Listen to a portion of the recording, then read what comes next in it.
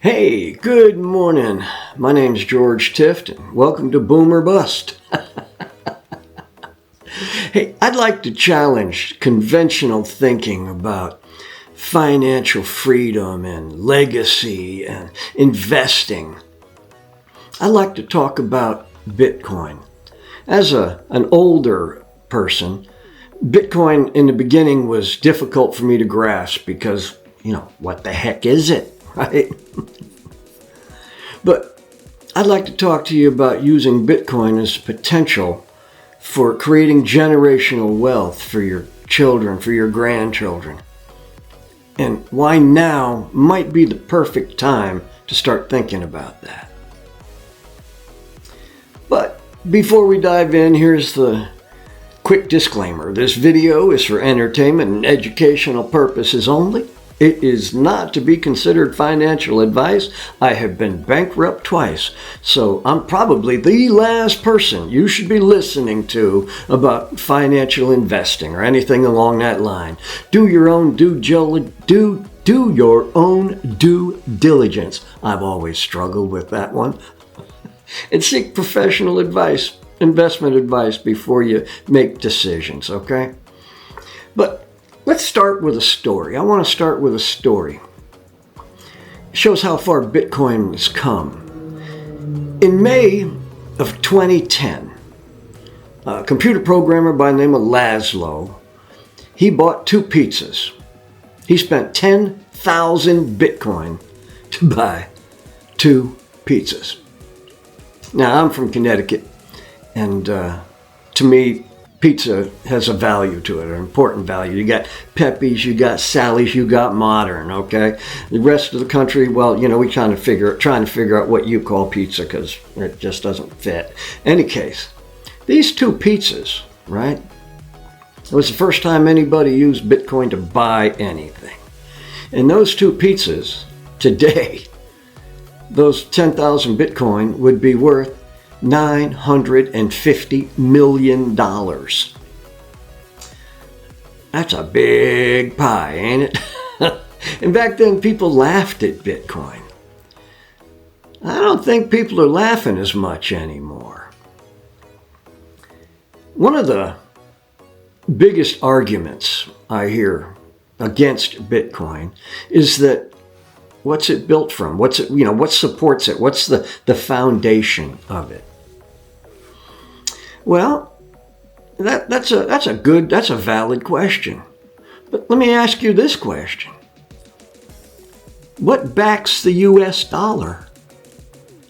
Because see, in 1971, we came off the gold standard. Up until that time, the value of the dollar fluctuated with the price of gold, and they locked it at a rate so it kept it nice and steady. But in 1971, they took us off the gold standard. And now your dollar is backed by the full faith and credit of the United States government. Well, the United States government is now the largest debtor nation on the planet. We owe something like $37 trillion to other nations who have bought our bonds to back up the dollar. And the thing about that is, the 2 largest holders of our debt is China and Japan. And we want to keep kicking them? Boy, if they ever called their debt, we'd be in serious trouble. But frankly, I'm not so convinced about the full faith and credit of the United States anymore. We're looking pretty ragged. But Bitcoin, by contrast, is backed by something unique. It's backed by a code, by an algorithm.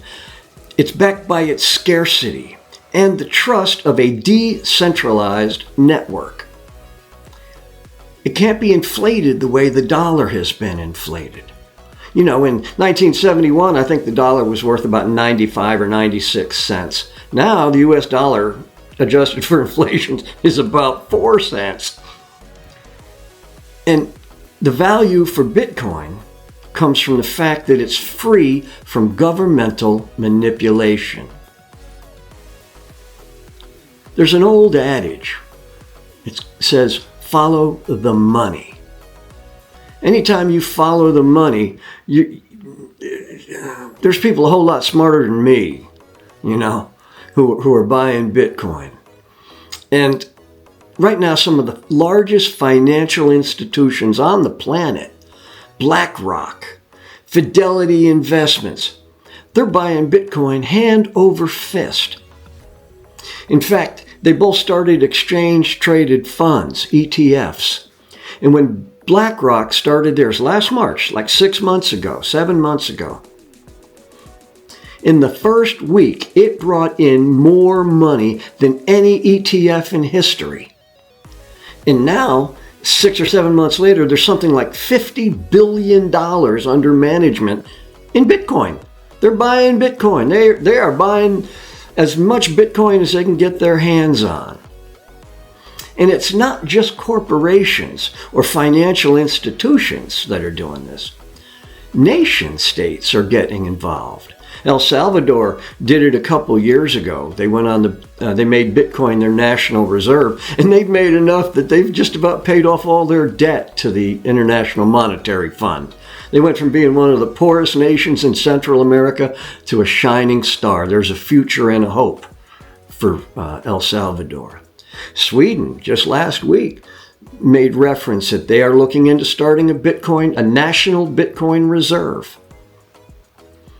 And Donald Trump has come right out and said that he wants to make a U.S. national Bitcoin reserve. So when institutions and governments and nation states and high-worth individuals are all buying something, it should be enough to make you step back and wonder, what are they seeing that you don't see? And so that's what got me rolling in this. And so I started playing around with potentials. If you go on YouTube and start watching Bitcoin YouTube videos, you are going to see astronomical projections, what people say that this thing could do. And so I'm a simple man, so I just did simple math, went back to the very beginning of Bitcoin, and figured out what is the average daily compound rate that Bitcoin has grown over the last 16 years. And it came up with a number of 0.29% over the 16-year history of Bitcoin. Now, we all know that past performance does not equate to what it's going to do in the future. But at 0.29% daily compound growth, it's unbelievable how much a small amount of money can grow. If you invested $100, $100, cost of a weekend meal out, okay? If you invested $100 into Bitcoin right now, today, what could it look like in 20 years? Imagine if it still continued to compound at that 0.29%, okay? If it continued to do that, in 20 years, your $100 could be worth $150 million. That is insanely stupid. To even say it, to have those words come off my lips, I feel like a moron. Maybe I'm wrong. Maybe my math is wrong. Well, what if it only does it at 50% of that? Your $100 will still be worth almost $4 million in 20 years. And if it only does 25%, it'll be worth 20 grand. $100 today for 20 grand in 20 years. I could forget about $100 and come back to it, And let's not even talk about if you put $1,000 into it, okay? It goes into the billions in 20 years. That is life. That's generational wealth. That is the kind of thing that just changes the course of future generations. Heck, 20 years, I'm 67. I'll be 87 in 20 years. I'd much rather be 87 worth $1 million than 87 living on Social Security. And these scenarios show the power of compounding. Have you ever heard the story about which would you take, $100,000 today or a penny doubled over 30 days, And that's the first day it's a penny, second day it's 2, then it's 4, then it's 8, and 16, 32, 64, blah, blah, blah, blah, blah. Every day doubling from the day before. Okay? You got $100,000, or you got that. If you take the penny compounded, that's over $10 million. That's why a small investment in Bitcoin today can be absolutely game-changing in 20 years. And the point of this video isn't about predicting the value of what Bitcoin's going to be in the future. It's how a small investment could grow into something meaningful over time, even under the most conservative conditions. But this isn't just about making money. For me, this is about creating legacy. I have grandchildren. And as of right now, I have a guitar I could leave one, and I got a few bucks in the bank, but not enough to write home about, not enough that's going to create generational wealth down the road. But if you take just a small seed, okay, the mustard seed, and put it into Bitcoin, you could be creating generational wealth for your family that'll go on for generations. That's why it's called generational wealth. And remember, if you see institutions, big institutions, BlackRocks and Fidelities and MicroStrategies and all these other big companies and nations and high worth individuals all buying Bitcoin as a valuable asset, it's time for you to consider how you can play a role. So, what's stopping you? Imagine being a grandparent who laid the foundation of your family's financial independence, whether it's $100, $1,000 or more. The key is to start, and you need to start now.